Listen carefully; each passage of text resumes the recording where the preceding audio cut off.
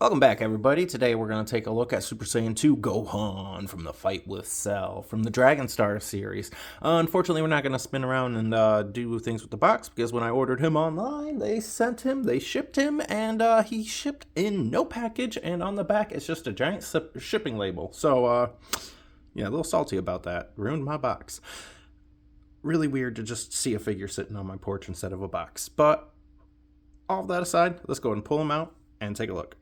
Right out of the box, we have got extra hands and nothing holding him in besides just the molding. So we can go ahead and just pull him out however we feel. And yeah. And there we have him straight out of the box there. And a quick height check. We have, bam, just shy of that 6-inch mark. We are looking about 5 3/4-ish. A little bit past 5.5, a little bit below 5 3/4.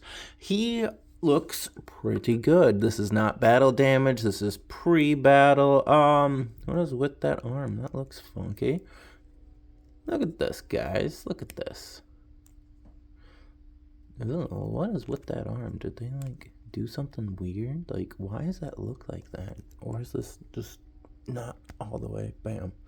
Now it's a little straighter. Okay.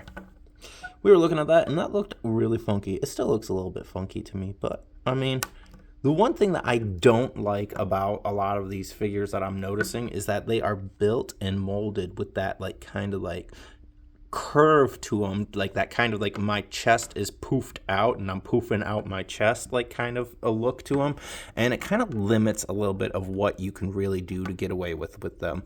And then another thing is that the way that these heads are, especially when you get into, like, Super Saiyan and, like, you know, like Super Saiyan 3s even, like, you don't get a lot of range. Like, look at that. This is what we're working with for head movement because of the way that clips that neck and everything. Now, you could shave down a little bit of that neck and get a lot more motion.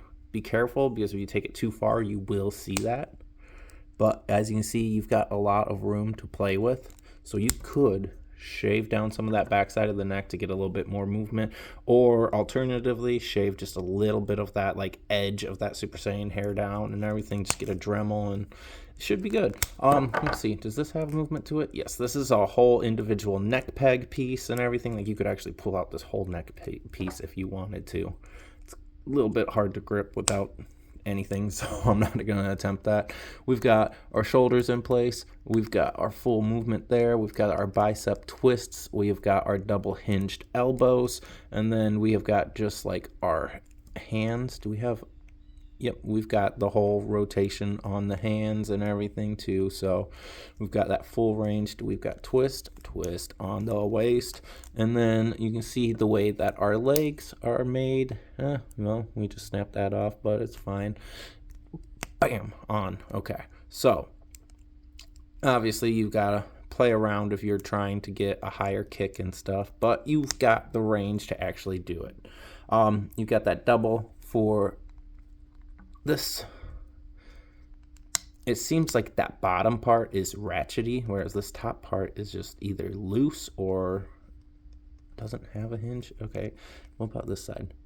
No, this one feels a lot better. Feels like that one's okay. It feels like we just ended up with a loose joint on that one, unfortunately. Now, the way they did these feet, I like, is it's kind of like your standard, but it also feels a lot more like, yep, exactly, pegged in there. Bam. That's exactly what it felt like. Perfect. That's, like, one of the easiest to move feet that I've seen on a figure in a decent amount of time on one of these cheaper figures, that is. Bam. So, Super Saiyan 2 Gohan. Then we have got, of course, open palm hands, which we can swap out if you want to go on there. Come on. You got it, Peggy. You've got it, Peggy. Yeah, come on, Peggy. That's not in there yet. Dude, he moves in such an awkward manner.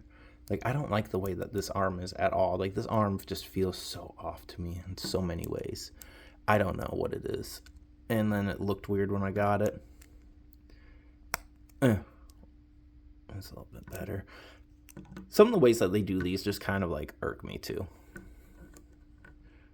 I love Super Saiyan 2 Gohan, though. I would have preferred to get the battle damage or the one with the Piccolo cape, but you know, like this is the one we found first. Bam! Look at that. Menacing. As good as Gohan gets.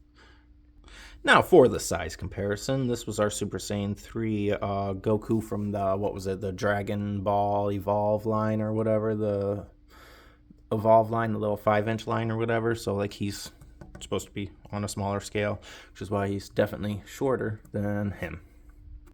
And then, of course, we have got our Perfect Cell over here, and then we've got our Kaioken Super Saiyan Blue Goku over here. So he pairs very well. Like, as you could tell, he is definitely in a better height with Goku. You know, he's child size and everything. So, perfect sizing. I like him. Dig him. Have some issues. Definitely would go, like, if you're like me and this is like kind of like prime where you want to be collecting. Like, I love like that Teen Gohan, that Cell Saga Gohan. All of us do, let's be real.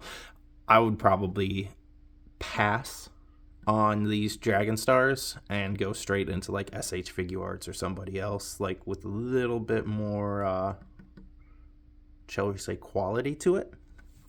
But if you're just looking to spend like $20 to throw something on the shelf, he's definitely an option. And we'll see you around, guys.